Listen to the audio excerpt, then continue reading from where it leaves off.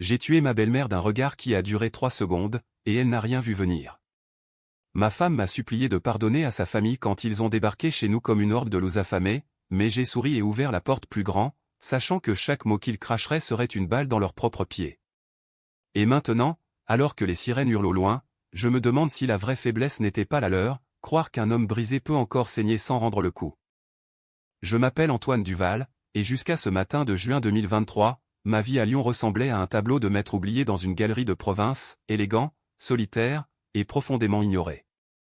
Ma maison, une bâtisse haussmannienne nichée dans le quartier de la Croix-Rousse, avec ses balcons en fer forgé et ses parquets qui craquent comme des confidences, était mon sanctuaire. J'y avais élevé notre fille, Élise, seule après que Marie, ma femme, ait décidé que son rôle de mère passait après ses ambitions de galeriste parisienne. Marie revenait les week-ends, avec ses excuses parfumées au Chanel et ses promesses de « bientôt, chérie, bientôt ». Mais ce matin-là, le téléphone a sonné à 7h12, et sa voix, aiguë comme un vinyle rayé, a déchiré le silence. « Antoine, maman et les oncles arrivent. Ils ont besoin d'un toit pour quelques semaines. Le divorce de maman avec papa a tout bousillé, et... Tu sais, la famille, c'est sacré. Sacré. » Le mot m'a fait sourire, un rictus amer que j'ai étouffé dans ma tasse de café noir. La famille de Marie, une tribu de rapaces déguisés en bourgeois lyonnais. Sa mère, Hélène, une veuve acariâtre qui avait transformé le deuil en arme, régnant sur ses frères et sœurs comme une impératrice déchue. Les oncles, Gérard et Philippe, deux ratés patentés, l'un, un comptable ruiné par des paris hippiques, l'autre, un ex-professeur de littérature viré pour harcèlement, recyclé en consultant freelance qui consultait plus sa bouteille que ses clients. Et puis il y avait la tante Louise, la brebis galeuse, avec ses ragots et ses dettes. 5 âmes en tout, plus Hélène, prête à s'installer chez moi comme si ma maison était un hôtel 3 étoiles en faillite. J'ai dit oui. Pas par faiblesse ou non, pas ça. Par calcul. Parce que j'avais vu dans les yeux de Marie, lors de notre dernière dispute, cette lueur, le mépris. Tu es si prévisible, Antoine. Toujours à encaisser. Elle avait raison. J'avais encaissé les absences, les factures de sa vie parisienne, les nuits où Élise pleurait en demandant sa maman. Mais encaisser, ce n'est pas plier. C'est recharger. Ils sont arrivés à 11h, un convoi de Peugeot cabossé qui a bloqué la rue étroite. Hélène en tête, ses cheveux teints en blond platine cascadant sur un chemisier à fleurs défraîchies, tirant une valise rose fluo comme un trophée de guerre. Antoine, mon gendre chéri. Quelle joie de te revoir. Marie nous a tant parlé de ta hospitalité. Son baiser sur ma joue était froid, calculé, et ses yeux verts comme du poison au mont jaugé, chemise froissée, barbe de 3 jours, l'air d'un homme qui répare des montres pour survivre. J'étais horloger, oui, maître artisan dans une boutique du Vieux-Lyon, réparant les mécanismes délicats des Breguet et des Patek Philippe volés à des fortunes disparues. Mes mains, fines et précises, sentaient l'huile et le métal. Pas du sang, pas encore. Gérard a claqué une claque dans mon dos qui a résonné comme un coup de feu. Alors, le beau-frère. T'as de la place pour des vieux loups comme nous? Philippe, derrière, a ricané, une bouteille de Côte-du-Rhône déjà entamée sous le bras. Louise a traîné son sac à main Vuitton contrefait, marmonnant sur les injustices de la vie. Élise, 8 ans, s'est cachée derrière mes jambes, ses yeux bruns mes yeux fixés sur ces étrangers qui envahissaient son monde. J'ai ouvert la porte en grand, un geste théâtral. Entrez, la maison est à vous. Considérez-la comme la vôtre. Hélène a haussé un sourcil, surprise par mon enthousiasme fin. Ils ont envahi le salon, valises ouvertes sur le tapis persan, manteau jeté sur le canapé Voltaire que j'avais hérité de mon père. Gérard s'est vautré dans mon fauteuil préféré, allumant une gauloise malgré mes panneaux aux non-fumeurs. Désolé, beau-frère, mais la nicotine, c'est ma thérapie. Philippe a ouvert le frigo, inspectant mes réserves comme un général en campagne. Pas mal, pour un célibataire. T'attends pas Marie ce soir? Marie. Elle était déjà en route, son TGV filant vers la gare de Pardieu. J'ai monté les valises au premier étage, dans les chambres d'amis que je n'utilisais que pour stocker mes outils. Chaque marche grinçait sous le poids, comme un avertissement. Hélène m'a suivi, son parfum âcre de lavande synthétique emplissant l'escalier. Tu es si généreux, Antoine. Mais franchement, avec ton salaire d'horloger.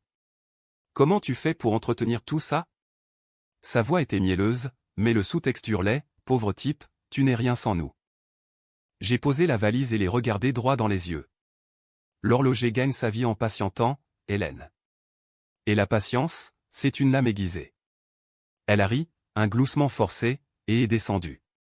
Ce soir-là, autour de la table en chêne que j'avais cirée moi-même, le festin a commencé. Pas le mien, le leur.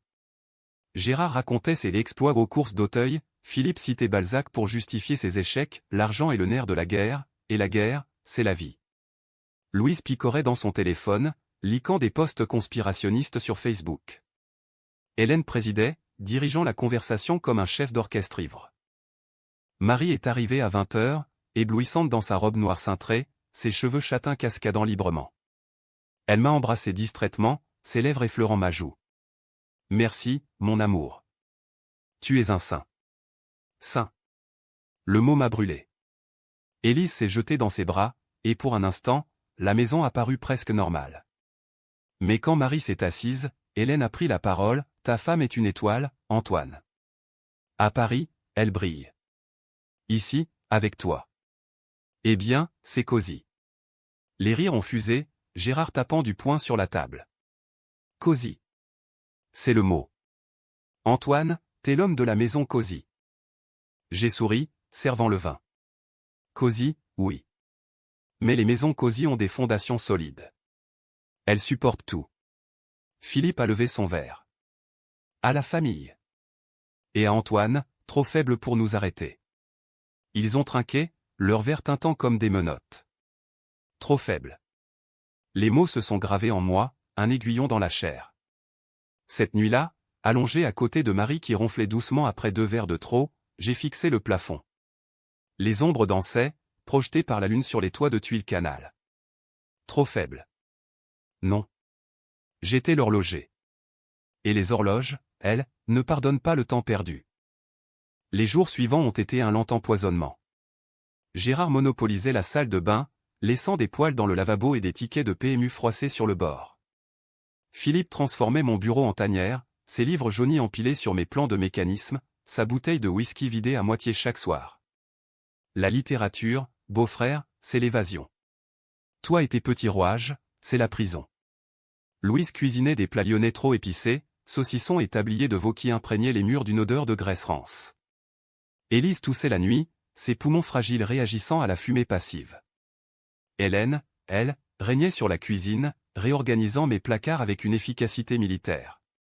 Tout était si désordonné, Antoine. Un homme seul, ça se voit. Marie rentrait tard, épuisée par ses allers-retours, et ne remarquait rien. Ou feignait de ne rien voir. C'est temporaire, chérie. Maman est si vulnérable après papa. Vulnérable. Hélène, qui avait ruiné son mari avec des procès interminables pour adultère fictif, vulnérable? J'ai commencé à noter. Un carnet noir, caché sous une latte du parquet. Chaque insulte, chaque intrusion. Trop faible écrit en boucle, comme un mantra inversé. Une semaine plus tard, la première fissure. Gérard avait emprunté ma montre de poche, un quartier vintage hérité de mon grand-père, pour un pari rapide. Il l'a perdu. Désolé, beau-frère. Mais t'inquiète, je te rembourse. Rembourse? Avec quoi? Ces dettes s'empilaient sur ma table, factures d'électricité gonflées par leurs douches interminables, courses non payées au mono du coin. Hélène a suggéré, lors d'un dîner tendu, peut-être que tu pourrais vendre une de ces vieilleries horlogères, Antoine. Pour la famille. Vendre. Mes trésors, les vestiges de mon père horloger lui-même, mort d'un cancer qui l'avait rongé de l'intérieur comme un ressort grippé. J'ai ri, pour la première fois sincèrement. Vendre? Non, Hélène. Je préfère les démonter. Pièce par pièce. Le silence est tombé, lourd comme un balancier arrêté. Marie m'a jeté un regard inquiet, mais Hélène a repris, imperturbable, tu es si attaché à tes bibelots. C'est mignon, pour un homme. Mignon. Le mot a claqué comme une gifle. Ce soir-là, seul dans l'atelier au sous-sol, entouré de mes outils aux pinces fines, loupe, roue dentée scintillante sous la lampe halogène, j'ai pris la décision. La revanche ne serait pas un coup de sang. Ce serait un mécanisme. Lent, précis, inexorable. Comme une montre à remontage automatique, chaque tic-tac alimenté par leur propre arrogance. J'ai ouvert mon ordinateur, tapant Audette Familiale Lyon dans la barre de recherche. Les résultats ont défilé, fraude fiscale pour Gérard, plainte pour agression sexuelle classée sans suite pour Philippe A, voilà, dette de jeu pour Louise, et pour Hélène, un passé trouble, soupçon d'escroquerie à l'assurance après la mort de son mari. Trop faible? Ils verraient. J'allais les laisser voir. Tout. Le mécanisme a commencé à tourner le lendemain, sous un soleil de plomb qui faisait miroiter les Saônes comme un serpent endormi. J'ai pris ma journée à la boutique, prétextant une migraine ironique, vu les maux de tête qu'il me causait déjà. Élise était à l'école, Marie repartit pour Paris avec un baiser volé et une promesse de week-end entier. La maison était à eux, et à moi. J'ai descendu le café et les croissants du matin, posant le plateau dans la cuisine avec un clin d'œil à Hélène. Petit déjeuner, belle maman. Pour bien démarrer la chasse. Chasse. Elle a plissé les yeux, mais a mordu dans le croissant, ses lèvres peintes en rouge sans laissant des miettes sur la porcelaine. Gérard ronflait encore dans le salon, une bière vide à la main, Philippe lisait le Figaro à l'envers, marmonnant sur les gauchos au pouvoir. Louise était sortie faire des courses code pour flirter avec le boucher du quartier, un veuf bedonnant qui lui offrait des côtelettes gratuites. J'ai attendu qu'Hélène finisse son café, puis, d'une voix douce comme du miel empoisonné, « Racontez-moi, Hélène. » Le divorce. C'était dur. Elle s'est redressée, son corsage craquant légèrement. Oh, Antoine, si tu savais. Ton beau-père paix à son âme était un lâche. Il m'a trompé avec cette coiffeuse de la guillotière. J'ai dû me battre pour chaque centime. Bataille. J'ai hoché la tête, compatissant, tout en notant mentalement, coiffeuse, guillotière. Vérifié. Et maintenant, avec la maison vendue, on est un peu à la rue. Mais toi, tu comprends la famille, n'est-ce pas? Comprendre. J'ai souri. Absolument. La famille, c'est du sang. Et le sang, ça lie où ça tâche. Elle a ri, mal à l'aise, et s'est levée pour laver sa tasse, un geste domestique qu'elle n'avait jamais accompli chez elle, d'après Marie. J'ai profité de l'instant pour fouiller son sac à main, laissé béant sur la chaise. Portefeuille gonflé, carte de crédit maxée, une photo froissée de son mari, et un dossier mince, assurance vive réclamation en cours. Intéressant. J'ai remis tout en place, le cœur battant d'une excitation nouvelle, comme quand un ressort casse et libère une énergie contenue. Gérard s'est réveillé vers midi, titubant jusqu'à la cuisine, sa chemise tachée de sueur. Beau-frère. Un café? J'en ai servi un double, fort, et les regardé s'asseoir lourdement. Les courses, Gérard? T'as un tuyau pour aujourd'hui. Il a grogné, allumant une cigarette. Longchamp, peut-être. Mais j'ai besoin de cash. Tu peux me prêter 200? Je te rends demain. Prêter. Combien de fois? J'ai sorti mon portefeuille, y piochant 2 billets de 100, mais pas sans ajouter, avec plaisir. Mais dis-moi, c'est Paris. C'est pour la famille, hein? Pour nous sortir du pétrin. Il a pris l'argent, ses doigts boudinés tremblant légèrement. Évidemment. Hélène compte sur moi. Et toi, t'es un frère, Antoine. Frère. Le mot sonnait faux, comme une fausse Rolex que je réparais parfois. J'ai vu dans ses yeux la lueur du joueur, désespéré, insatiable. Parfait. L'après-midi, j'ai emmené Philippe se promener et une excuse pour le coincer seul. Nous avons arpenté les traboules de la Croix-Rousse, ces passages secrets creusés dans la pierre par des soyeux du 19e, où l'air sent encore la magnanareille et les révolutions étouffées. Philippe marchait voûté, son chapeau melon usé incliné sur son front dégarni. La littérature, Antoine, c'est la vraie richesse. Pas tes tic-tac. J'ai ri. Vraiment? Et cette histoire avec ton ancienne élève? Marie m'en a touché un mot. Harcèlement, c'est ça? Il s'est figé, son visage virant au gris de la suie. Des calomnies. Une gamine hystérique. J'ai été innocenté. Innocenté. J'ai hoché la tête, mais mes yeux, ses yeux d'horloger, habitués à disséquer les mensonges mécaniques, ont vu la sueur perler sur sa tempe. Bien sûr. Mais ça doit peser, hein, sur la conscience. Il a accéléré le pas, marmonnant sur Sartre et la mauvaise foi. J'ai noté, plainte 2018, lycée Ampère. Vérifier archives. Louise est rentrée les bras chargés de provisions et d'un œil au beurre noir dissimulé sous du maquillage épais. Le boucher, ce porc a-t-elle craché en rangeant les steaks.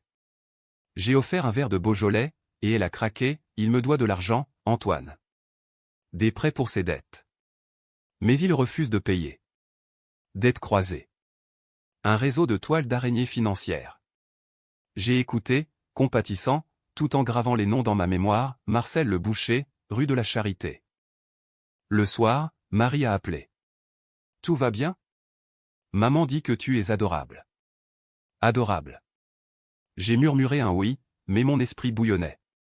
Allongé dans le noir, j'entendais le ronflement filtré à travers les murs minces, Gérard toussautant, Philippe marmonnant des vers de Rimbaud, Hélène soupirant comme une veuve professionnelle. Élise dormait contre moi, son petit corps chaud un rappel de ce qui comptait. La famille? La mienne se résumait à elle.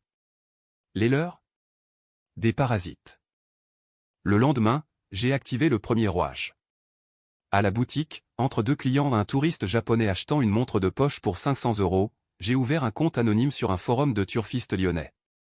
Gérard Moreau, endetté aux courses. Qui a des infos? Les réponses ont afflué, photo de lui au guichet de Lyon-Paris, dette chez des usuriers du quartier Saint-Jean. J'ai souri, payant un tuyau à un contact, un cheval perdant pour son prochain pari. 200 € envolés pour Gérard. Mais ce n'était que l'appât. Pour Philippe, j'ai fouillé les archives en ligne du Progrès, abonné via la boutique. L'article de 2018, professeur suspendu pour comportement inapproprié.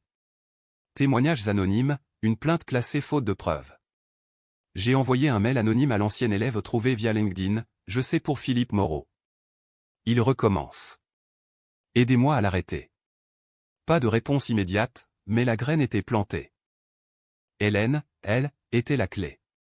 Son dossier assurance, j'ai scanné des documents publics au tribunal de Lyon, découvrant que la mort de son mari un suicide après dépression sentait le gaz mal éteint et une police surévaluée. J'ai contacté un détective privé, un ex-flic que je connaissais via un client, 500 € pour un rapport préliminaire. Ça pue l'arnaque, Duval. Mais prouvable. Louise? Facile. J'ai glissé un mot au boucher lors d'une course pour Élise, Louise me doit du fric. Aide-moi à la serrer. Il a ricané, avec plaisir. Elle me saigne. La maison vibrait maintenant d'une tension palpable, comme un ressort comprimé. Gérard a perdu son pari, hurlant au complot, ses bookmakers, des voleurs. Philippe a pâli en recevant un mail de son ancienne école, enquête relancée. Hélène a trouvé une lettre de l'assureur, audit en cours. Louise a claqué la porte après une dispute avec le boucher, qu'il avait oublié sur le trottoir. Marie est revenue ce week-end-là, les yeux cernés. Qu'est-ce qui se passe? Maman est furieuse. J'ai haussé les épaules, innocent. La vie, chérie. Les dettes remontent toujours à la surface. Elle m'a regardé, pour la première fois avec un doute. Tu n'as rien dit. J'ai ri doucement. Moi? Trop faible pour ça. Mais au fond de moi, le tic-tac s'accélérait. La revanche n'était pas destruction. C'était révélation. Les laisser voir leurs propres ténèbres. Juillet a apporté la canicule, transformant Lyon en fournaise où l'air ondulait comme un mirage au-dessus des pavés. La maison, autrefois refuge, puis est maintenant la sueur et les regrets, serviettes humides oubliées dans les salles de bain, vaisselle empilée dans l'évier comme des os blanchis. Élise passait ses journées à la ludothèque du parc de la Tête d'Or, échappant à l'enfer familial, tandis que je jonglais entre la boutique et ce théâtre domestique que j'orchestrais en sous-main. Gérard était le plus bruyant dans sa chute. Après le cheval perdant que j'avais saboté en payant un soigneur discret, il avait plongé tête la première dans un tourbillon de dettes. Les usuriers l'avaient contacté, des types du quartier des États-Unis, avec des tatouages effacés et des cicatrices qui racontaient des histoires de l'âme. 2000 € d'ici vendredi, Moreau, où on visite ta sœur. Hélène, bien sûr. Il m'avait supplié un soir, dans l'ombre du jardin, où les rosiers que j'entretenais fanaient sous la chaleur. Antoine, aide-moi. T'es de la famille. J'ai sorti 500 €, froissé. Pour cette fois. Mais dis-moi, Gérard, pourquoi moi? Pourquoi pas ta propre fierté? Il a baissé la tête, sa calvitie luisant sous la lune. Parce que t'es faible, beau-frère. T'encaisses sans broncher. Faible. Encore. J'ai ri, un son bas qui l'a fait reculer. Peut-être. Mais la faiblesse, Gérard, c'est contagieuse. Le lendemain, j'ai doublé la mise, un appel anonyme aux usuriers, via un burner phone acheté au marché aux puces. Moreau est protégé. Par moi. Doublez la dette si vous touchez à Hélène. Ils ont mordu, et Gérard a reçu la visite, 2 brutes qui l'ont laissé tuméfier sur le perron, un œil poché et un message, 5000 maintenant. Philippe, lui, se désintégrait de l'intérieur. L'email à l'ancienne élève avait porté fruit, elle avait répondu, voix tremblante au téléphone au numéro trouvé via un hack basique sur son profil pro. Il m'a touché, monsieur. Dans son bureau. J'ai eu peur de parler. J'ai enregistré, envoyé à un journaliste du Progrès que j'avais contacté sous pseudonyme, Scoop sur Prof Indécent. L'article est sorti un mardi, discret mais empoisonné, ancien enseignant de Lyon face à nouvelles accusations. Philippe l'a lu à voix haute au petit déjeuner, sa voix chevrotante. Des mensonges. Hélène, dis-leur. Elle a pâli, mais a répliqué, garde ton calme, frère. On s'en sort toujours. Toujours. Mais pas cette fois. J'ai ajouté du carburant, des copies des témoignages envoyés à son client en freelance, un éditeur parisien qui l'avait largué le jour même. Comportement incompatible avec notre image. Philippe s'est enfermé dans le bureau, brisant une lampe en porcelaine d'une de mes antiquités. Quand il est sorti, les yeux rougis, il m'a surpris dans le couloir. C'est toi, hein? Toi qui remues la merde. J'ai incliné la tête, calme. Moi? Je répare juste des mécanismes cassés, Philippe. Et le tien fuit de partout. Louise était la plus imprévisible, un chat échaudé qui miaule avant de griffer. Le boucher, Marcel, avait riposté à ma suggestion par une vengeance créative, il avait éperdu ses dettes envers elle en les transformant en une plainte pour chantage. Cette salope me raquette depuis des mois, avait-il déclaré à la police du 5e, qui avait débarqué un après-midi pluvieux. Louise hurlait depuis le salon, menottée, tandis qu'Hélène suppliait, c'est une erreur. Ma sœur est fragile. Fragile. J'ai offert un thé aux agents, impassible.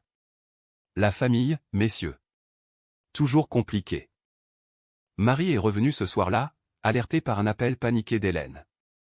La maison était un champ de bataille, Gérard pensait sur le canapé, Philippe buvant en silence, Louise emmenée au poste pour règlement de compte. Antoine, qu'est-ce qui arrive, a-t-elle crié, ses ongles s'enfonçant dans mes bras. J'ai haussé les épaules, les yeux froids. Le karma, Marie. Il rattrape toujours les dettes impayées. Elle m'a giflé la première fois, sa paume laissant une marque rouge sur ma joue. Tu les détestes. Tu les détruis. Détruire? Non. Révéler. Hélène m'a confronté plus tard, dans la cuisine éclairée par une ampoule nue. C'est toi, n'est-ce pas? Ces audits, ces flics. Tu nous hais. Ses yeux brillaient de larmes vraies ou fausses? J'ai approché, mon souffle sur son visage ridé. Eh. Non, Hélène. Je vous laisse voir. Voir qui vous êtes vraiment. Parce que, trop faible, c'est votre miroir, pas le mien. Elle a reculé, trébuchant contre l'îlot central. Mon mari. Il s'est suicidé à cause de moi. Tu sais ça? J'ai hoché la tête. Oui. Et l'assurance? Les 200 000 € pour un gaz mal fermé? Le silence a été assourdissant. Elle s'est effondrée sur une chaise, vieillie de 10 ans en 1 minute. Comment? J'ai souri. Les horlogers lisent le temps, belle maman. Et le vôtre est écoulé. Cette nuit, Élise a fait un cauchemar, se réveillant en pleurs, papa, ils font du bruit dans ma tête. Je l'ai bercé, son petit corps tremblant contre mon torse. La revanche? Elle avait un prix. Mais les voir craquer, pièce par pièce valait chaque larme. Le détective avait livré son rapport, preuve d'escroquerie pour Hélène, faux témoignage pour couvrir le suicide. J'ai scanné, envoyé anonymement au procureur. Fraude aggravée. Le lendemain, les ombres s'allongeaient. Gérard a tenté un dernier pari, désespéré, perdant les 500 que je lui avais prêtés. Philippe a reçu une convocation, réouverture du dossier harcèlement. Louise, libéré sous caution que j'ai payé ironie, a fui chez une cousine à Villeurbanne. Hélène errait comme un fantôme, s'est nuantée par des appels de l'assureur, « Madame, nous suspendons le paiement. » Marie m'a supplié, « Arrête, Antoine. » Pour moi. J'ai pris son visage entre mes mains, sentant sa peau douce, si familière. Pour toi? C'est pour Élise. Et pour l'homme que tu as épousé, pas le paillasson que tu piétines. Elle a pleuré, et pour la première fois, j'ai vu la fissure en elle, le doute sur sa propre famille, sur nous. Le tic-tac s'emballait. Bientôt, le balancier frapperait. Où t'as apporté les orages, des trompes d'eau qui martelaient les tuiles comme des accusations divines. Lyon, ville des Lumières, s'était assombrie, les traboules ruisselantes de secrets humides. La maison n'était plus un sanctuaire, c'était un piège à rats où chaque craquement des planchers signalait une fuite, une trahison. Gérard avait disparu 2 jours, revenu avec un œil au beurre noir et des côtes bandées, les bouquis, Antoine. Ils veulent du sang. Sang. Le mot flottait dans l'air, poisseux. J'ai soigné ses plaies avec une efficacité clinique, appliquant du mercurochrome sur les ecchymoses comme si je réparais un cadran fendu. Pourquoi moi, Gérard? Pourquoi pas l'hôpital? Il a grimacé, sa voix rauque, parce que t'es faible. T'as pitié. Pitié. J'ai serré le bandage plus fort, arrachant un grognement. Pitié? Non. C'est de la méthode. Il m'a fixé, la compréhension d'Oning dans ses yeux injectés de sang. C'est toi qui les as lâchés sur moi. J'ai haussé les épaules. Laisse voir, Gérard. Voir jusqu'où ta faiblesse te mène. Philippe était devenu un spectre, maigri, les joues creusées, il errait la nuit, récitant des passages de Les Fleurs du Mal à voix basse, comme des exorcismes ratés. La réouverture du dossier l'avait brisé, l'ancien élève avait témoigné, sa voix amplifiée par un micro de France Bleu Rhône. Il m'a promis une recommandation. J'avais 16 ans. Les ondes avaient porté l'histoire jusqu'à nos murs, Hélène éteignant la radio d'un geste sec. Philippe m'avait accosté dans l'atelier, mes outils étalés comme des instruments de torture. Tu as fouillé mon passé, hein? Pourquoi? Pour te sentir fort? J'ai levé les yeux de ma loupe, où un rouage minuscule tournait sans fin. Fort? Non, Philippe. Juste. Tes mots sur la littérature. Ils sonnent creux quand on sait la vérité. Il a ri, un son cassé. La vérité? Et la tienne? Marié à ma nièce, mais seul comme un rat. Trop faible pour la garder. Garder Marie? Elle glissait déjà, ses appels espacés, ses week-ends annulés pour un vernissage urgent. J'ai rangé ma pince, lentement. Seul? Peut-être. Mais les rats, Philippe, ils survivent. Et mordent dans l'ombre. Louise n'était revenue qu'une fois, à Garde, pour quémander de l'argent. Le boucher avait porté plainte, chantage aggravé, avec preuve de textos menaçants. Il dit que je l'ai ruiné, avait-elle hurlé, griffant le bras d'Hélène. J'avais calmé la scène, offrant un chèque de 300 € au tracé, pour la paperasse. Va, Louise. Et souviens-toi, la famille protège. Elle était partie en claquant la porte, jurant de ne plus revenir. Mais ses dettes la rattraperaient, comme un boomerang empoisonné. Hélène était le pivot, le cœur noir du mécanisme.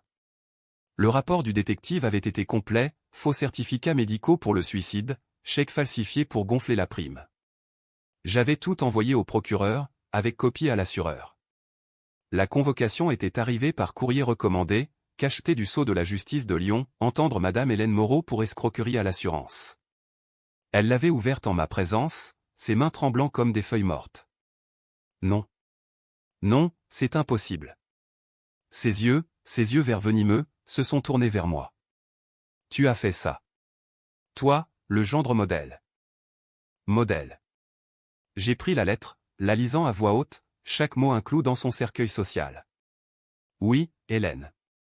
J'ai fait ça. Parce que trop faible, c'était votre refrain. Mais regardez-vous maintenant, nue, sans masque. Elle s'est levée d'un bond, renversant la chaise. Je vais tout dire à Marie. Elle divorcera. Divorcer. Le mot m'a traversé comme une lame tiède. Dites-lui. Dites-lui comment vous avez ruiné votre mari, comment vous ruinez tout ce que vous touchez. Dites-lui que son sein de Marie a juste ouvert les yeux. Elle a pleuré alors, des sanglots gutturaux qui ont secoué son corps frêle. Pour la première fois, j'ai vu la femme derrière la matriarche, une âme brisée par ses propres mensonges, un château de cartes effondré sous son poids. Pourquoi? Nous sommes de la famille. Famille. J'ai murmuré, la famille que vous avez faite, un nid de vipères. Et les vipères, on les expose au soleil. Marie est arrivée en trombe ce soir-là, son Audi garé en travers sur le trottoir mouillé. La pluie ruisselait sur le pare-brise comme des larmes collectives. Maman m'a tout raconté. Les enquêtes, les dettes. C'est toi. Ses yeux, gonflés par le chagrin, me transperçaient. J'ai fermé la porte derrière elle, l'eau goûtant de son manteau sur le parquet. Oui, Marie. Moi. Elle s'est avancée, poing serré. Pourquoi? Ils sont imparfaits, mais ils sont ma chair. Chair. J'ai attrapé ses poignets, doucement mais fermement. Ta chair? Et Élise? Et moi, que je suis pour toi, un compte en banque ambulant? Un paillasson? Elle s'est dégagée, le visage tordu. Tu es jaloux. Jaloux de leur vitalité, de leur chaos. Chaos. J'ai ri, amèrement. Chaos? C'est de la pourriture. Et j'ai juste allumé la lumière. La dispute a duré des heures, des mots comme des coups de fouet, ses absences, mes silences, leurs intrusions, ma vengeance. Gérard et Philippe ont écouté depuis le salon, silhouette sombre, Hélène s'était enfermée dans sa chambre, un flacon de somnifère à portée de main. Élise, réveillée, s'est glissée dans mes bras, papa, arrête. J'ai peur. Peur. Le mot m'a arrêté net. Marie a vu, et quelque chose en elle a craqué. Pour elle, Antoine. Arrête pour elle. J'ai promis. Ou fin. Cette nuit, dans l'atelier, j'ai remonté une vieille montre, un mécanisme complexe, avec échappement à encre. Chaque clic était une respiration. La revanche n'était pas finie. Le balancier pendait encore. Le lendemain, l'orage a éclaté pour de bon. Gérard a reçu un appel, les usuriers, furieux du doublement. On vient ce soir.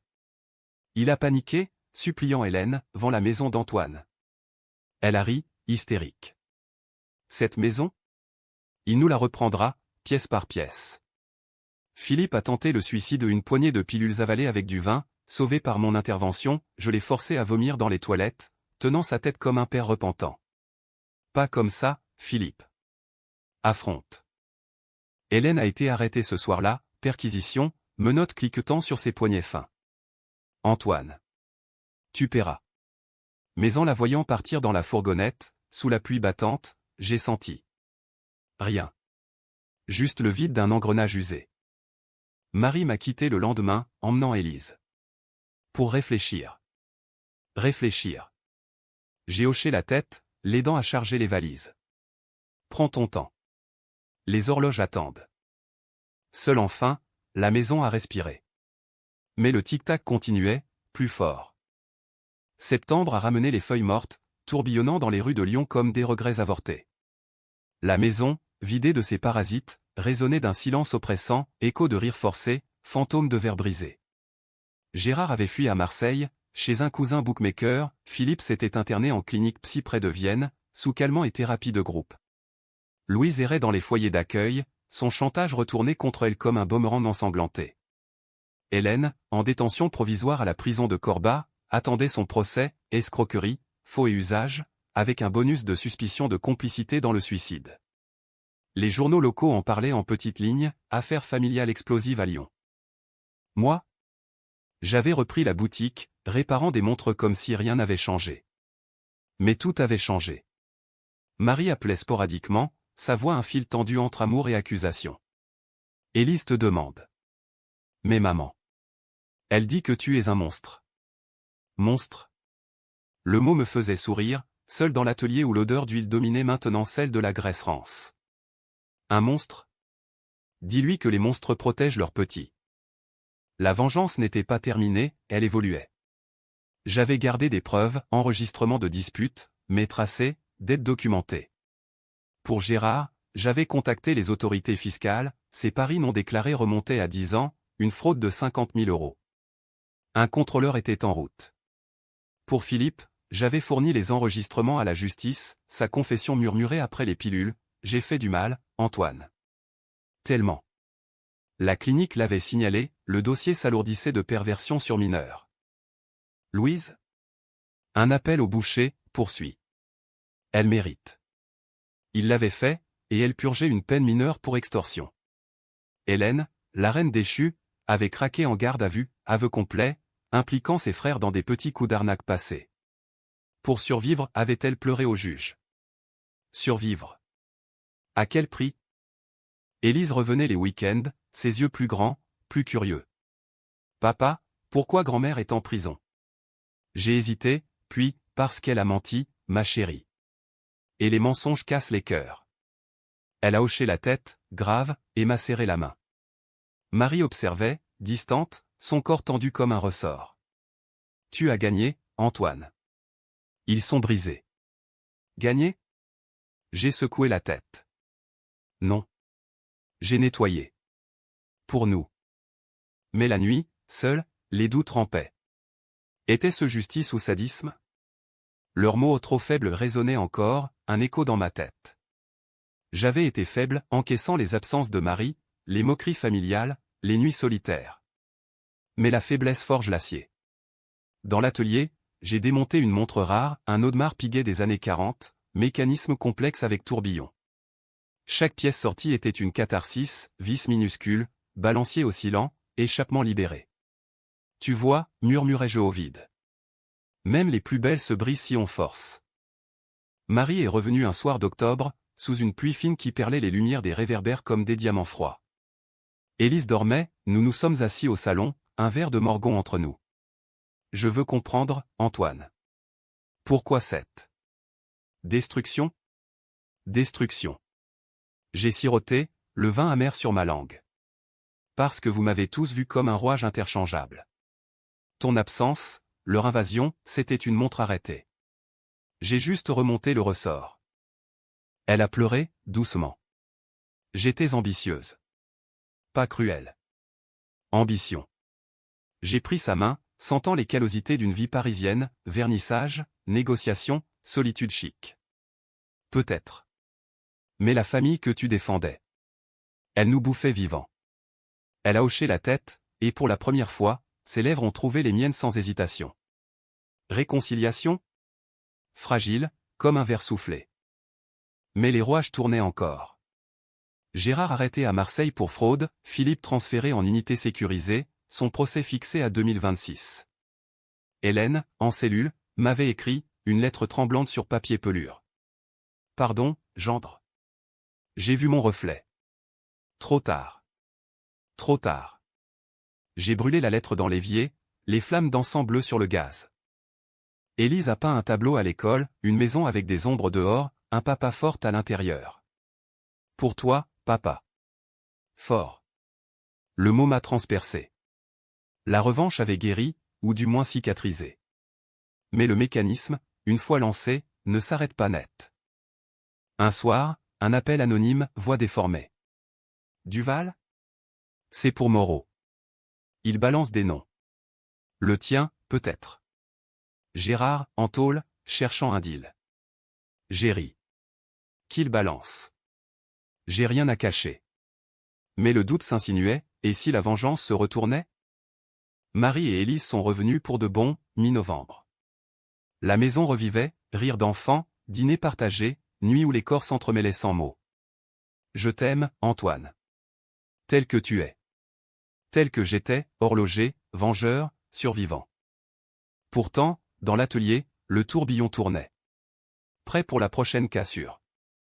Décembre 2025. 2 ans et demi après l'arrivée, Lyon scintille sous les guirlandes de Noël, les bouchons de la fête des Lumières remplissant les rues d'une joie factice.